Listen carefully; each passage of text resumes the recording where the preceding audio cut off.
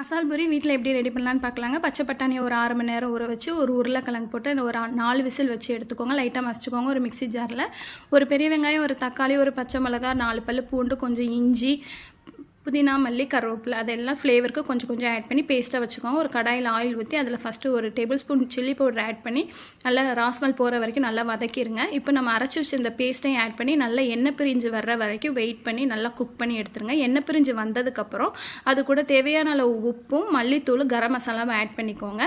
அதுக்கப்புறம் நம்ம பாயில் பண்ணி வச்சுருக்கோம் இல்லையா, இந்த உருளைக்கிழங்கும் பட்டாணியும் அதையும் ஆட் பண்ணிக்கோங்க. தண்ணி தேவைன்னா நீங்கள் ஆட் பண்ணிக்கோங்க.